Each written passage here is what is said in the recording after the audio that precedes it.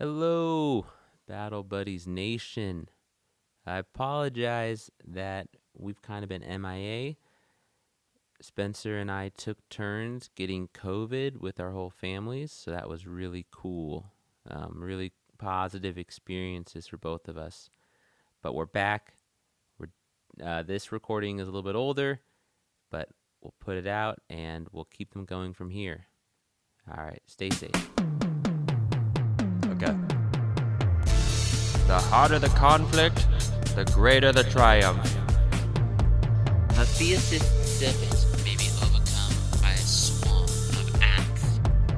Lead me, follow me, or get out of my way. Age wrinkles the body, quitting wrinkles the soul. Battle buddies. Battle Buddies. Really uncomfortable. Yeah. And that's just how it goes. I mean, you could do something as simple as juggling a soccer ball. Yes. Be like, dude, Yeah. practice this for 15 minutes every day and watch how you progress over the course of 30 days. Yeah. Do you get hints of Dr. Pepper in that bubbly? No. Interesting, because I do. I get hints of cherry. If Cherry whispered Yeah. the word cherry to another person, that's what it tastes Transported like. next to a box of limes. I've been drinking so much flavored water that the flavors are very intense to me now. Yeah. I can pick them up really well. You know, I went to the fanciest party I've ever been to, I realized, because they had Perrier like in an ice chest. And I was like, I really made it. Like, I really made it in this world. Where was that, at Napa? No, it was a baby shower. I was like, damn, this kid's going to be set. Yeah, dude. He's going to come out speaking French. This is nice. He's going to have like one of those small cappuccino mugs things and just immediately, yeah. And I had, that's going to like- be its bottle. I had like my unclassy moment where leaving, and I turned to Hannah. I was like, Hannah, grab a couple. These are our friends. You can't just do that. I'm like, but Yeah, I can't buy them myself, though. I can't just buy a bunch of them. Yeah, it's not a hotel room where you can steal the Bible. Ladies and gentlemen, welcome to an Addie's episode of Battle Buddies, where we are deep diving into, well, I wouldn't call it a deep dive. I'd call it a, cannonball jump. Yeah, we would like to, but there's just, unfortunately, listeners. We're at ease. Yeah, well, there's just no more conflict in this world. We finished. Everything's good. Everything's gravy.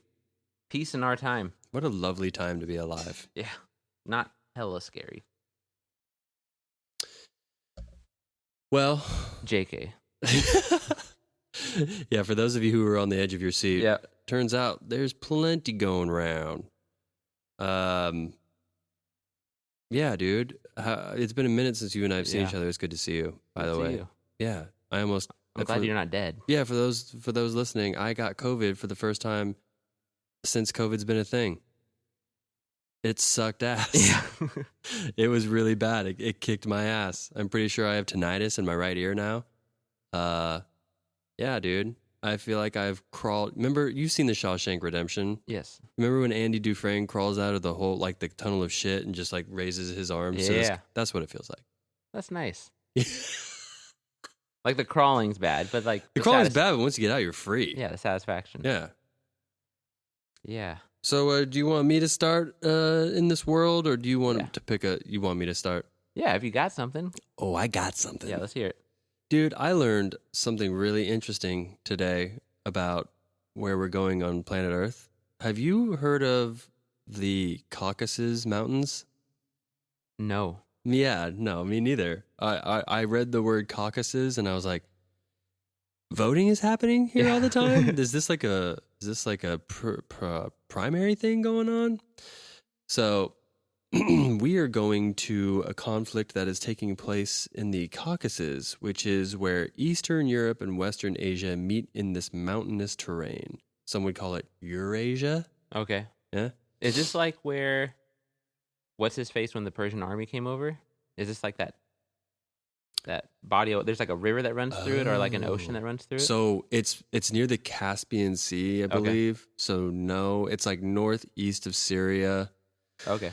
It is south of Russia, and it's like kind of like north of Georgia and Turkey. It's in a really interesting little spot there. that we don't really hear. So Azerbaijan and Armenia is where we're going. Okay. So in the 1920s, right around the time that women got the right to vote in the United States, the Soviet government established the Nagorno-Karabakh.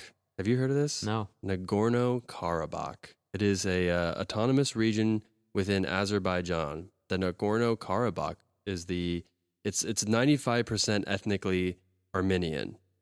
There are roughly 150,000 people in this mountainous territory, which is roughly the size of Delaware. Okay. Now, this territory is internationally recognized as part of Azerbaijan, but it's claimed and governed by ethnic Armenians. So that has kind of remnants of a lot of different things that I've gone into. Yeah. Like the Rohingya, however you want to pronounce it. The Kurds kind of got some tastes of that, as well as, let's see, Rohingya, Kurds. What's another one? They're just, pick one. Yeah, lots. They're out there. So under the Bolshevik rule, fighting between the two countries was kept in check. But as the Soviet Union began to collapse, so did its grip on Armenia and Azerbaijan. In 1988, the Nagorno-Karabakh legislature passed a resolution to join Armenia despite the region's legal location within Azerbaijan's borders. As the Soviet Union was dissolving in 1991, the autonomous region officially declared independence. Yay! But war erupted between Armenia and Azerbaijan over the region, leaving roughly 30,000 casualties and hundreds of thousands of refugees. By 1993... That's the Armenian genocide? I did not see it referred to as that. Okay, because that's what, What is that? shout out to Levon Helm. So my buddy I went to grad school with, he's Armenian, and he had this big thing. So the Armenian genocide happened to his grandmother, I believe, and that's why they immigrated over. And one of his big beefs with Obama at the end of his term was that he had a moment where he could have, supported it or validated it, and he didn't, and it was a big deal. So that was pre all of this. Okay. That was, according to what I'm reading on the internet, that was between 1915 and 1917. Okay. Part of World War I and the late Ottoman genocides. So it was the Ottoman Empire doing it, apparently. Good question. Also something I did not know about. We have a rich and colorful history, us people on this world. Hey, dude, you know what? I feel like we're going to end on a pretty interesting, positive note, okay? Yeah, I'm here for it. Yeah, dude, I got some good stuff. I feel like you might have something involved with it because it goes into Al-Qaeda. Well, then I'll probably be talking about it. Will you? Yeah. Oh, fun. Anyway, so in 1993, Armenia controlled Nagorno-Karabakh and occupied 20% of the surrounding Azerbaijani territory. Now, there has been a ceasefire since 1994. However, this is an episode of current conflicts. So Armenia and Azerbaijan have reignited their 32-year struggle over Nagorno-Karabakh. This is roughly our age, this whole thing. Yay. They did it. The two sides haven't reached a lasting diplomatic resolution to the dispute since a war that killed the 30,000 that I mentioned in 1993.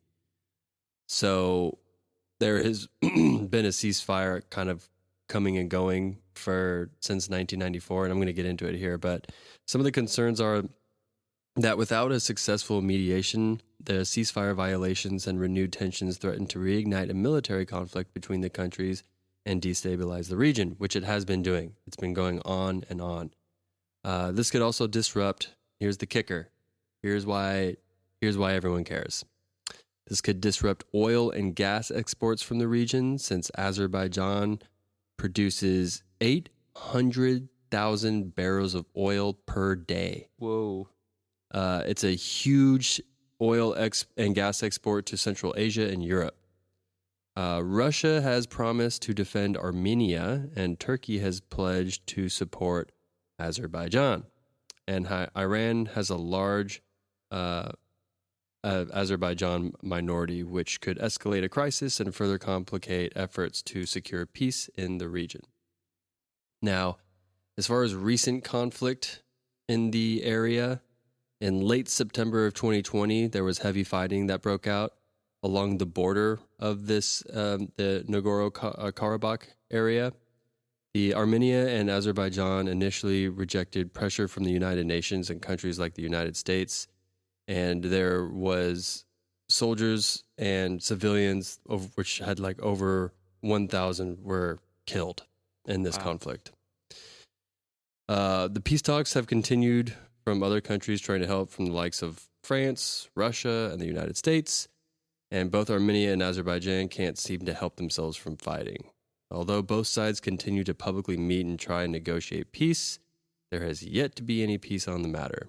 So I encourage the listener and anybody who is familiar with this or not familiar with this, if you just Google recent headlines talking about the Nagorno-Karabakh conflict or the Azerbaijan and Armenia conflict, all you're going to see is headlines saying, peace talks, fighting, peace talks, fighting, peace talks. It's just back and forth of literally the leader of Azerbaijan and the leader of this Armenian ethnic group have, I believe within, let's see, it's the 10th, I believe on the 5th, so 5 days ago, they got together and spoke about peace talks, and then 3 days later they were fighting again. So there's no huge resolve. I just found it interesting. I've never even heard of Nagorno-Karabakh. Yeah. I never heard of the Caucasus Mountains. Yeah, no. So, Nope. we're going to keep an eye on that as we continue to do these episodes, but that's where we're at. Hopefully one of these days we're going to get to peace talk. The peace will actually happen. Yeah. But it doesn't sound like anybody wants to give up all that oil that I was speaking about. Oil's pretty nice. Well, That's yeah. a ton of oil to ship every day. Bro. That's a lot. Unfathomable. Unfathomable. Well, Where are we going?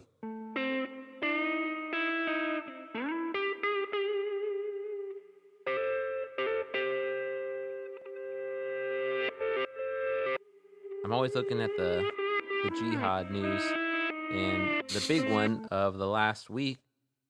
Well, first of all, overall, downtick in ISIS, downtick in overall like terrorism, which is nice. Nice when that happens. I like it. The main thing that happened is that the U.S. killed an Al Qaeda, who they think is the Al Qaeda leader, Al Zawahiri. Yeah, dude. Yeah, in Afghanistan. Yeah. So I was going to talk about that and go over the events. I'm excited because that was my next subject. Okay, cool. So let's go over it. This is do huge. it. And we just went over, not that long ago, the killing of one of the other leaders.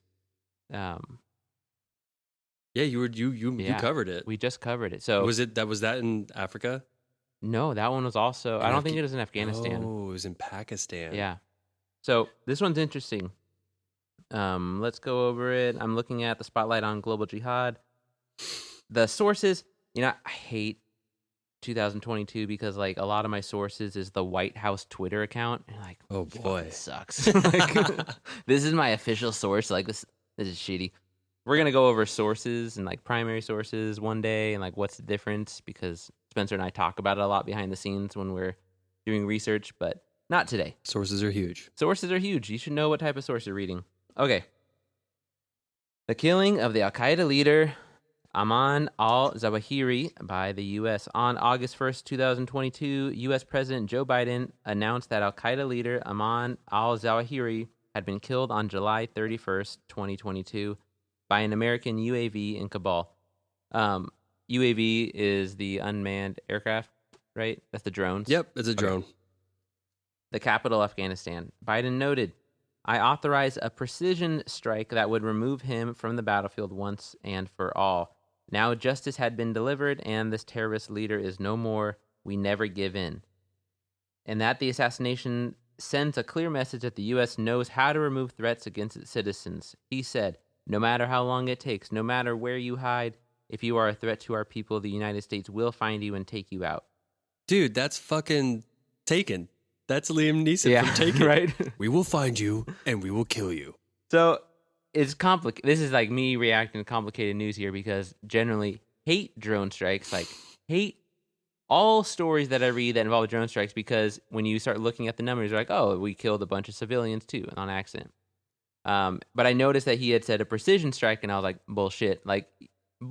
But actually, we're gonna find that it was pretty fucking precise. Dude, I wanted to hate this so bad. Yeah, that's what. And it was like, he even says, Joe Biden's like, we didn't get his family. They're fine. Yeah. They're at Applebee's right now. And it's like, word? It's nuts. Okay.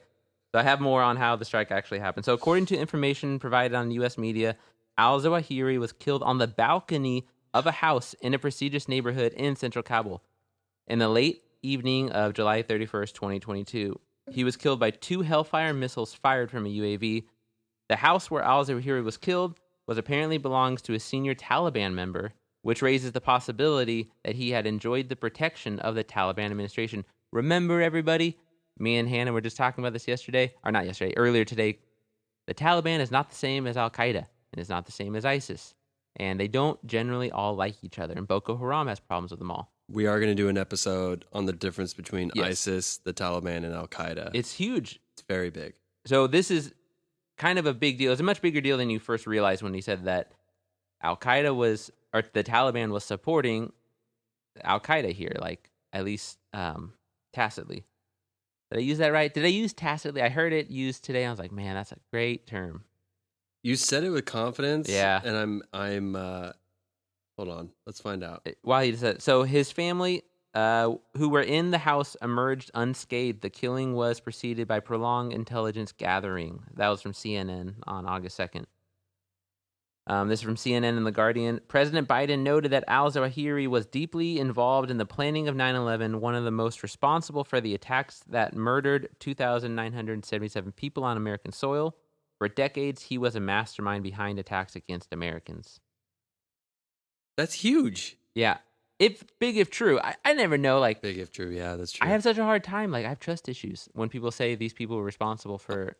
I'm telling you, man, I wanted to do nothing but try to be like, we fucked up with another drone strike, and I can't. It sounds like it's fucking Mission Impossible where they blew up just the balcony. I'm like, what? That's kind of sick. Like, he at least wasn't a good guy. Yeah, they described it as a CIA-operated Air Force drone. Yeah. At 6:18 a.m., this motherfucker probably went out for his morning smoke and a cup of coffee. Yep. I gotta be honest, I love balconies. Yeah, balconies are the best. If I had anything to do with the planning of the 9/11 attacks, not a fan of balconies anymore. Right. Why would you go on a balcony? Why would you do that? But again, to have a precision strike to where you can hit up a balcony and it's successful. And then they said, this was interesting, a person familiar with the operation separately said it took, quote, a few days, end quote, to confirm the killing because the U.S. doesn't have, quote, many assets on the ground, end quote. That's interesting. Yeah, that is interesting. Like, if you don't have a bunch of people on the ground, how does someone identify that they killed someone? Right. I guess if this is a CIA-operated Air Force drone, you would imagine it's more CIA dudes on the ground. All this goes to show that probably how we should have fought this war is exactly what... Right. It's just find high-valued individuals and kill them instead of getting everyone involved. Well, and I want to hate that they killed him without it. There's no battlefield. There's no, like, he doesn't understand that he's entering a war. But we just went over the killing of the last leader where they tried to get him to come out and he blew up the house and his neighbors. Yeah. And we're like, fuck that guy Dick specifically. And so, like, there is some precedent for, like, them saying we can't give him that choice because, like, his exact operation is, like, going to take out a bunch of civilians. It's the nature of it. Yeah, and that is complicated. Like, I'm not saying it's right or wrong, but there is more weight to that decision than there is at first glance. Yeah. We're also going to find out the Taliban was not too keen on us attacking this person. Shocked. It's their house. It's like, I imagine the guy whose house it was probably one of the high-ranking Taliban being like, you blew up my balcony. So that's my favorite balcony is gone.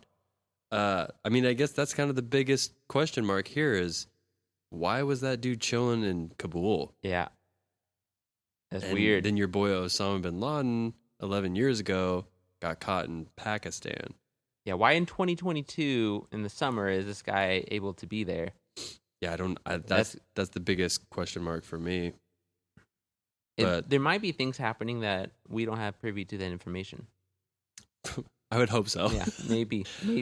By the way, I got here. Do you know what the Taliban is calling Afghanistan now? No.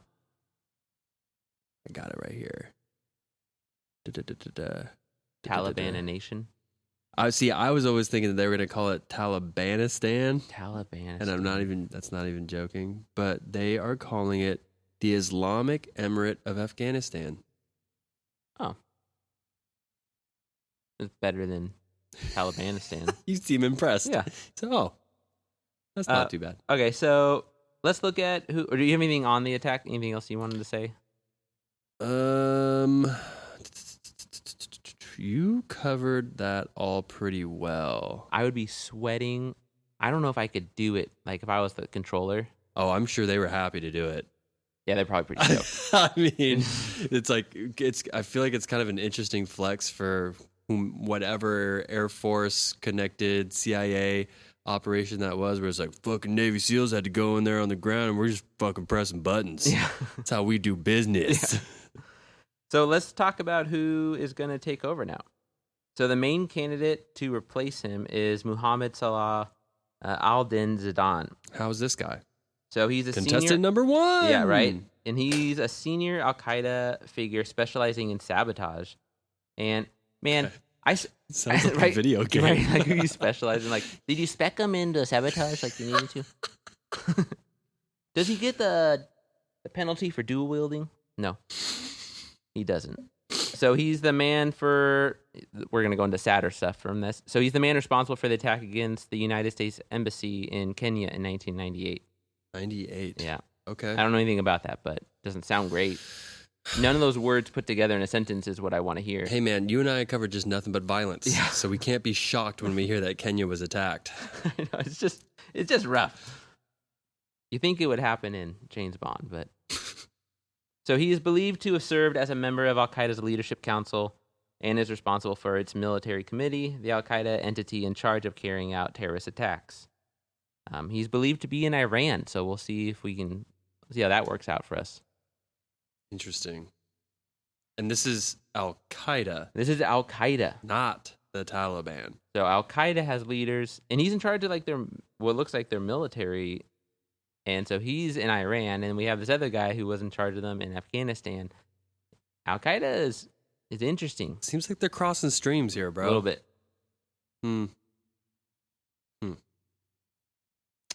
Okay. Interesting. So they already got the dude replaced. Yeah, I think they have. How does that? Let's do that for a second. How does a memorial look for like this Zawahiri? Zawahiri. Al-Zawahiri. How does like a memorial look for him? Like how does that go? Is it happening in Afghanistan and all the Taliban motherfuckers are like, get that Al Qaeda shit out of here. Right.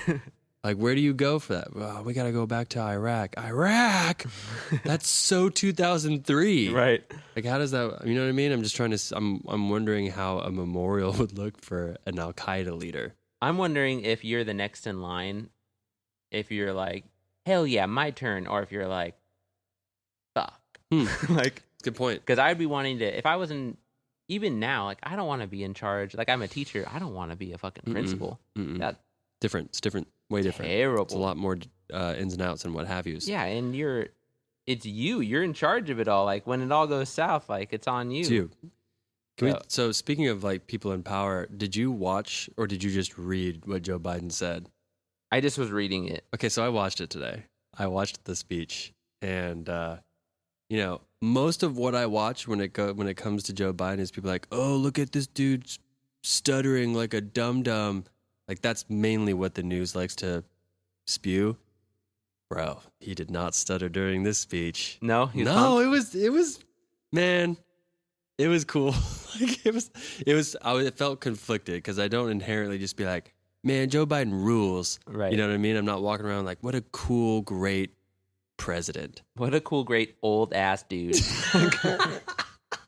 He was on an episode of Parks and Rec. So cool. Right. Okay. But then watching him just be like, if any of you mess with us, we will find you and we will kill you. And it was just like, holy shit. He's actually being like commanding right now and not stuttering for once. Out of all the times not to stutter, he didn't. Maybe they dosed him up with some nice little, I don't know. Cocaine. Just gave him a key bump on his way out. Here you go, bud. Yeah, that's it. But it was interesting to watch from someone who everyone is just like, man, this guy is not the greatest public speaker, and then he's just standing there all squinty-eyed like fucking Clint Eastwood, like, fuck you, we got him. Which apparently the biggest thing, like the news was pushing out was, this was a year since we pulled out and fucked up, and it made the administration look bad.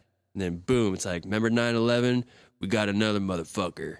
You're welcome. Texas is huge as shit. And then they just kind of drop the mic and walk away. Yeah. But yeah, I would not have known any of this had we not done this episode. No, yeah, exactly. I'm too busy reading about what bands I like that are going on tour. I'm too busy reading fucking Clout-Switz. There you go. Yeah, same. I'm reading, things that aren't the news. Until we have these episodes.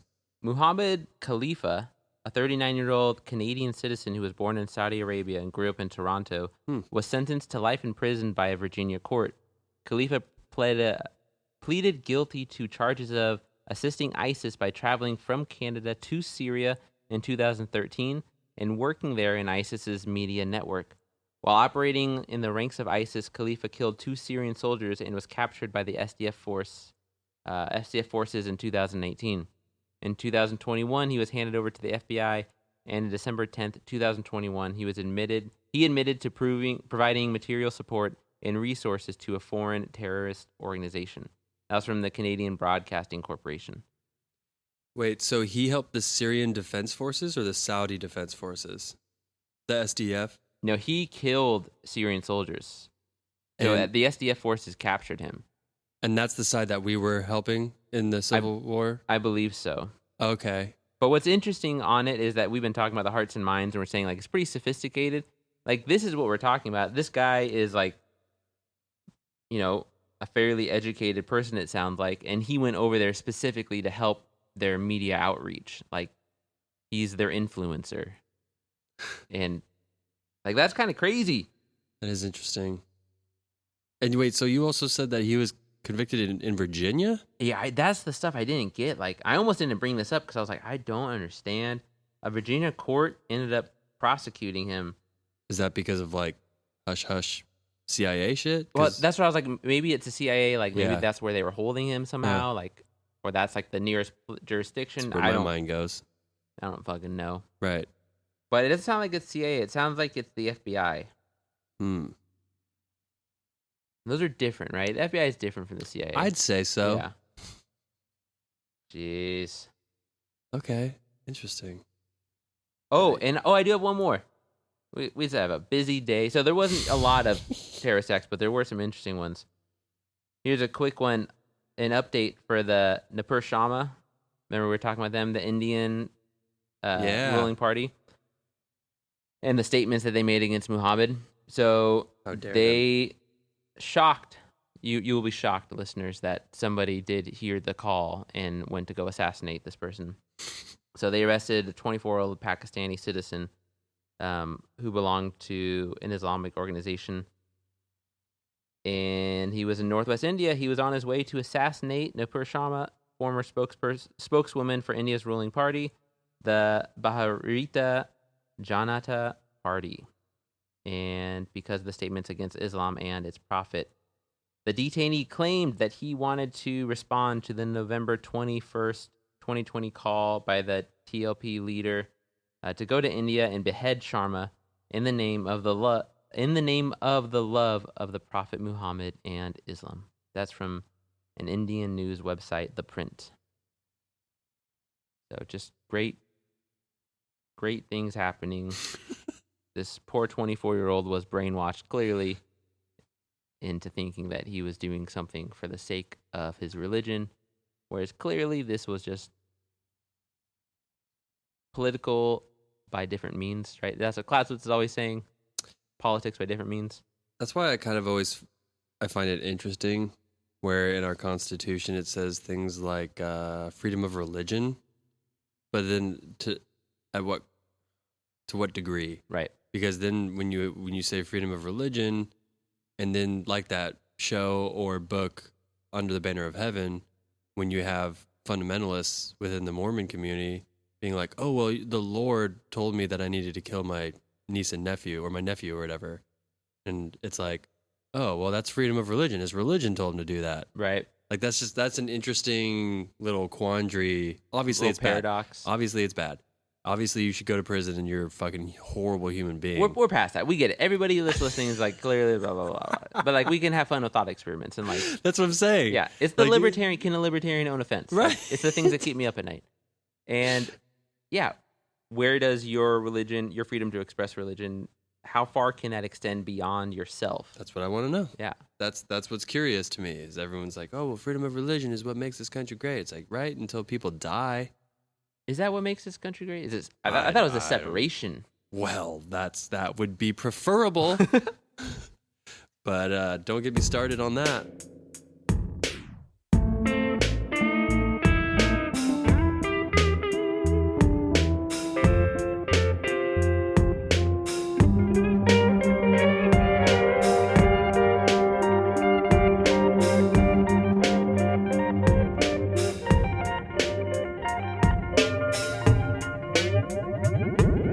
Meanwhile, back in Afghanistan. Woohoo!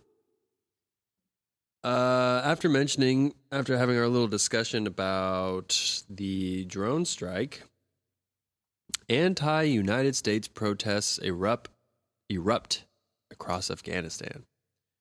Hundreds of Afghans carried out anti-American banners on Friday, this is last Friday, to protest against a United States drone strike that Washington says killed Al-Qaeda leader Ayman al-Zawahiri this month.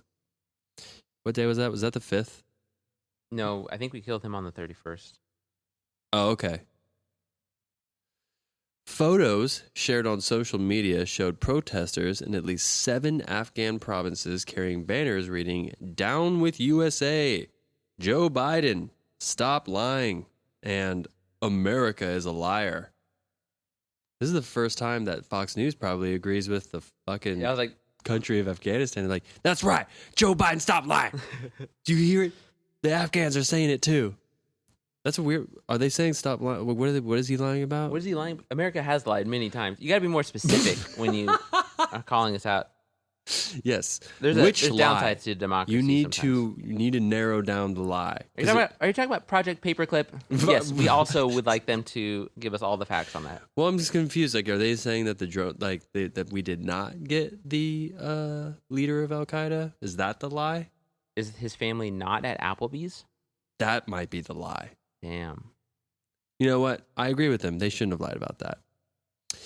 Zawahiri's death in Kabul raised questions about whether he received sanctuary from the Taliban.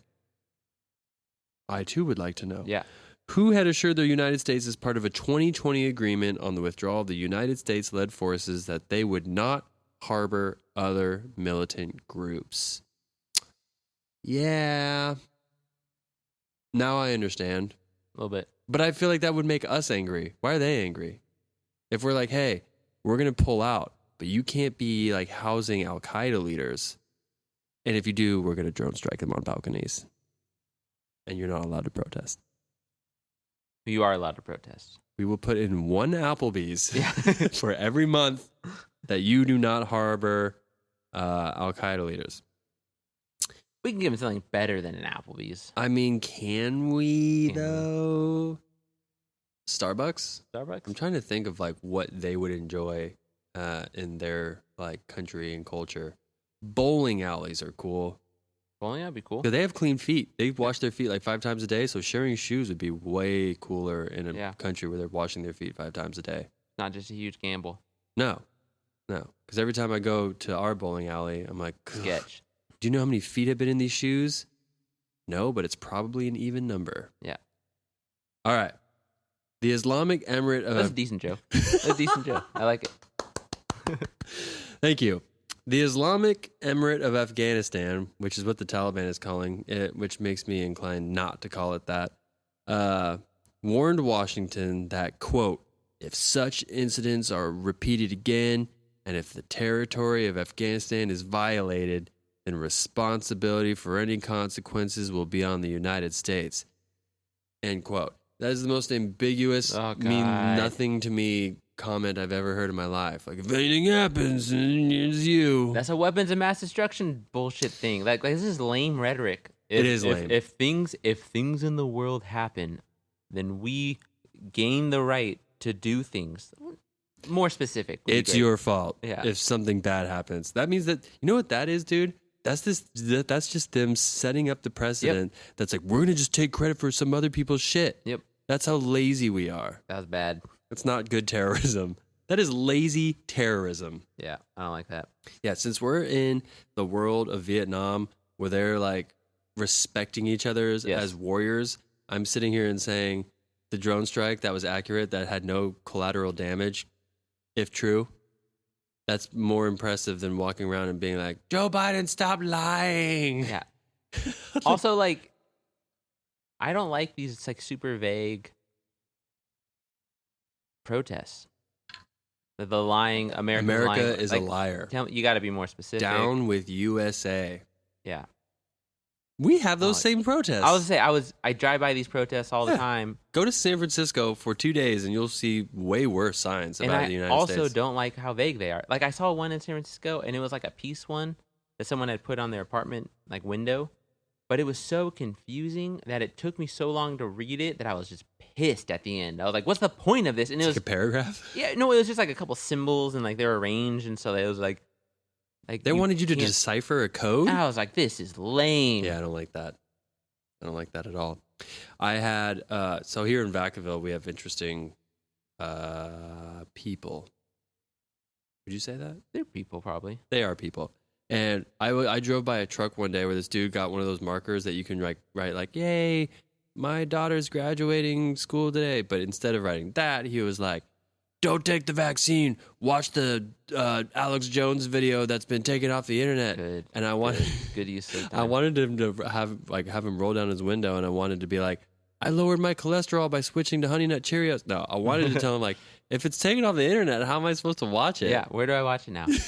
Like, do they go on the dark web for this? You should put a QR code that shows the video. Oh, there you go. Yeah. Solve the problem. Don't just give me more problems. Exactly.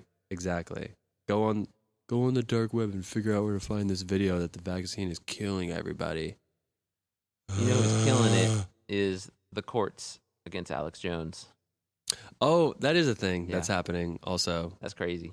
They are killing it. Yeah, then I was reading about like how, like what their counter argument's going to be to try to reduce the pricing. Very interesting. Texas law turns out Wild West.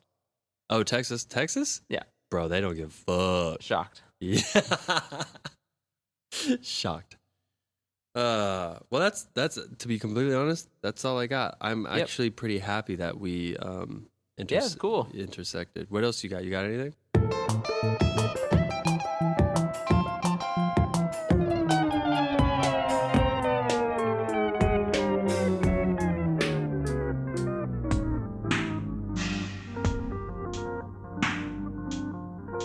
Well, I got the Battle of Hearts and Minds.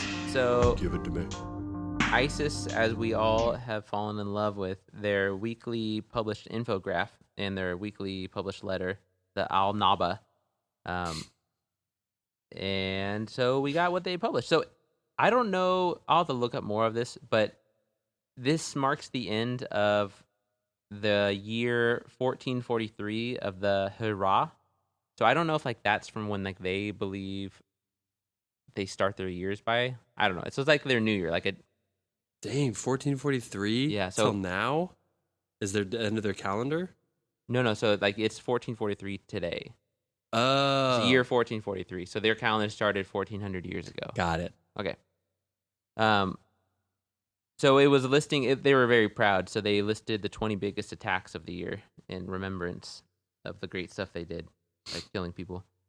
The major attacks were carried out in the following provinces: so Syria, Iraq, Afghanistan, Central Africa, West Africa, and just a bunch of other places. The infograph ends with a quote from a recording by an ISIS spokesperson, Abu Umar al-Muhajir. Oh, fucking Abu. Yeah, and threatening those. So this is what I wanted to bring up. So he's threatening those who will fight against ISIS and stressing that its jihad against the infidels is eternal and its motive is purely religious.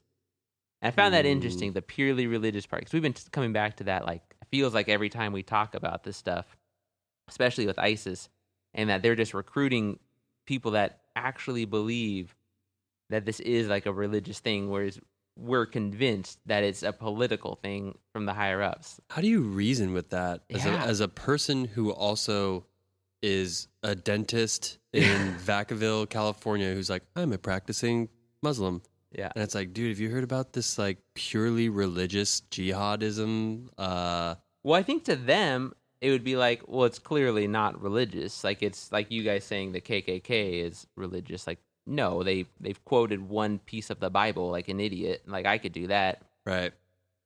Well, but- but that's what they're doing to reason with it. Yes. Is what I'm. Yeah. And how to grab people, I guess. I just found that the word, and I also just think like when people show their rhetoric, like they usually show what they're afraid of. So it's clearly not purely religious, right? Like to say that it's purely, like it's a pure, our religion is so pure, like our interpretation of the religion is so pure that the only way that we can do this jihad is through these religious means. And that clearly isn't the case. So it goes on. The ISIS's Somalia province, they released some videos, and they were talking about like how to recruit people and like how to fight against Christians. And they brought up some points that were interesting. You know, that like it turns out Christian colonizers from Europe weren't chill to everybody and people of other faiths. So like, true. Like, Shocked. yeah, that's a fair point. And then it goes into some other things about like how they're going to recruit them, how they're going to train them.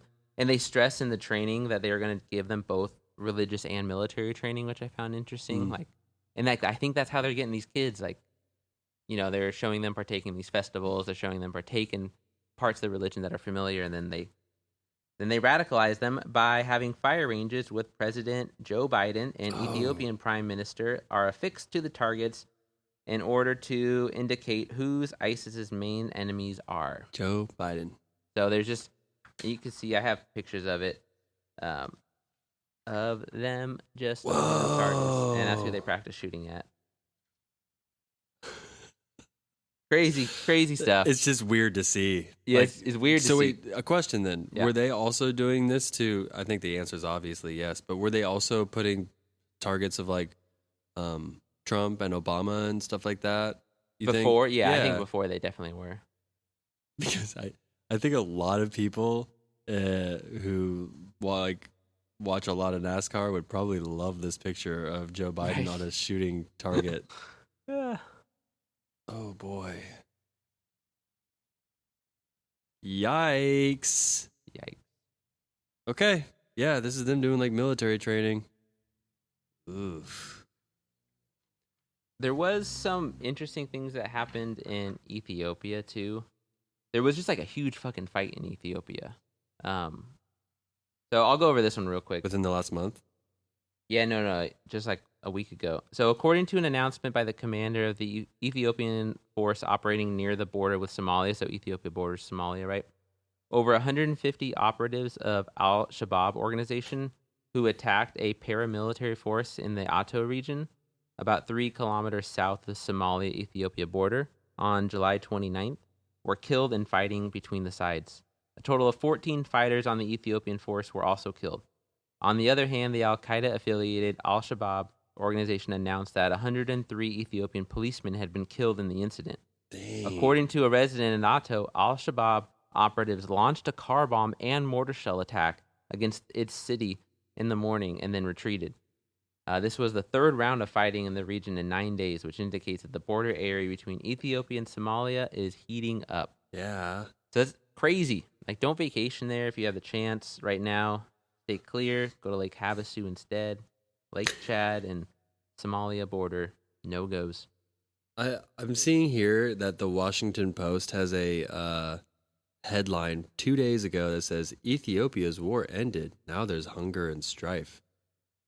Sounds like that's not true. Maybe like an official war, but they're definitely, this Al Shabaab stuff keeps popping up. It's like an Al Qaeda splinter group, I think. Some like variation of Al Qaeda. And they're definitely like ramping up a little bit. Yeah, I'm seeing here Al Shabaab faces pushback in Ethiopia's Somali region. Dang, yeah, there's like a picture here of looks like ISIS. Oh no, these are Al Shabaab fighters. Yeah, so they're Al Qaeda. I don't know if they're Al Qaeda affiliated, but they aren't strictly Al Qaeda. They're walking around with just bullets as vests, and they look ready to go, folks. Woo. The region had been hailed as the most peaceful in Ethiopia since Prime Minister Ahmed came to power in 2018.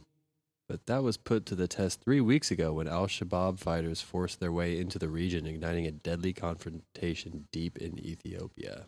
Yeah, so that's why I was talking about in the Al-Naba, that video that the ISIS Somalia would put out, why it's Joe Biden and the Prime Minister of Ethiopia. Like, those are the two targets they shoot for. That's like an interesting juxtaposition. Yeah. Because I think if you were to ask, like, an average American, like, who does ISIS hate alongside Joe Biden? I don't think anybody's being like, I really think the Prime Minister of Ethiopia is right. Like, yeah, they're also like, what's the difference between the Taliban and ISIS? I need to know the difference. I can't ever remember the difference. It's coming, dude. Yeah. We're going to have an episode dedicated to that. I need like a flow chart. Like, okay, circling back. Got to go up to the front. Should we read the Quran first? I'd love to read the Quran. That might be step one. Yeah. Pretty cool. Yeah. That's one way to put it.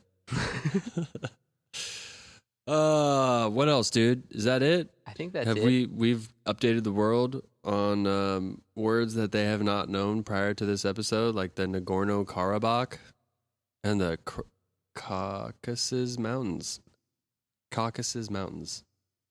Yeah. Watch Jeopardy.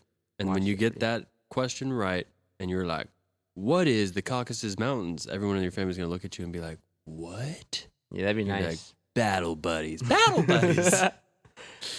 Oh, one thing, we haven't talked about this yet, but I was thinking is we'll put an official little video or audio clip at the end explaining how to do it, but I want people that are currently serving or have served to give us quick voice memos that we can put into the front of our show of just like their experiences, like any story, any anecdote you want to tell about your experiences, either serving or post-serving, and I'll explain how to do that at the end of each episode. So if you want the directions on how to do that. That's tight. Yeah. Is that going to be through our social media or Spotify or?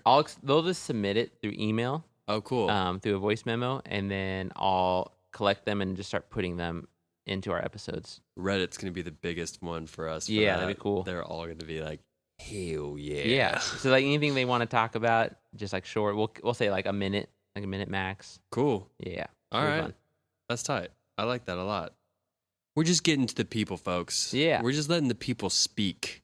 This is a true democracy. It's not really nothing to do with a democracy. No. There's a religious oligarchy here. Better. Much better. Next week, we'll go back to Vietnam. The Drang Valley, bro. Did you know MASH is about Korea? The show MASH? Are you serious? I was watching it, and there were helicopters, and I was watching it yesterday with my dad, and how is it? Well, it's fantastic because this really used to be my childhood, right? So like my dad and I would do chores, and like so it'd be like backyard chores or whatever, and then he'd make a peanut butter and jelly sandwich for us, and then he'd turn on MASH, and I'd watch some MASH and not understand any of the jokes. And we were watching it yesterday before we went sailing, while we were waiting for the wind to pick up, and I was laughing my ass off. First of all, it was great, but there's helicopters landing and stuff. But then they started talking about North Korea because the plot line is they had this North Korean doctor.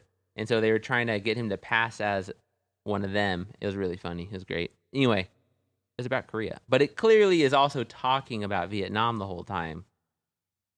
But maybe it's like safe to do it from a distance. If you understand, please email us at battlebuddiespod@gmail.com. I'm looking here. It's considered a dark comedy. That's cool. It That's is like a dark comedy. Yeah, it is. It is. That episode ends. So the episode starts with them It is operating surgical units in Korea. What the fuck? Yeah. That shatters my unit, dude. Yes. I've watched multiple Yes. episodes as a kid with my grandpa. Yes. I'm like, yeah, Vietnam. Nope. But it clearly is because they had helicopters. I'm like, this would be before cavalry, and I'm not talking about horses. So like that wouldn't be happening like I'm that. confused. 1950 to 1953. But Spencer, it's double speak. Whoa. They were using Korean War to talk about current conflicts. Oh, that's cool. Yeah, it was really clever. That is clever. Yeah, it's really safe to do that, so you can put it So on cable TV. I was not technically wrong in my mind to immediately to attribute that to Vietnam. No, I think they would be stoked. I personally think they would be excited. Like, you get it. You don't get it, but that means you get it. Yeah, right. Dang. Yeah, dude, I remember watching an episode where I think I talked about it in our Hip Pocket Report episode where there was an episode where the doctor was like, war is worse than hell. Yeah. And he's talking about how, innocent people die and civilians die and children die, but like that doesn't fucking happen in hell. Yep. I also remember an episode where this dude sends his girl like a see-through lingerie type thing back home, and my grandpa's like, I sent one of those to your grandma. And my grandpa's like a sweet Christian old man. And for him to like tell that to me, I was like, I like went and cried in the bathroom for like a half an hour. Interesting. I need to watch some MASH. Okay, fair enough. So we will not be going to Korea next week. We will be going to the Drang Valley, which is not where MASH takes place. No. Okay. Although they definitely make it try to look like it. Right? Yeah. Interesting. What's that dude's name? Alan Alda. There we go. Well, folks, thank you for listening. We appreciate all your listeners out there. Feel free to email us if you have any ideas for some battles you want us to get into. Hit us up on our social medias. We love interacting with our audience. And anything from you, sir? No. Bonsai. Bonsai. Okay, veterans, we're looking to put you guys on the podcast. For this next couple weeks, we don't have like a really specific assignment. We're just looking for anything that you want to talk about from your experiences in the military, either current or previously. To record it, just put your phone flat on a table. Make sure that there's not a lot of extra noises going on around you. Speak clearly into the phone. Try to be under a minute. And then send it to battlebuddiespod@gmail.com. All right, take care.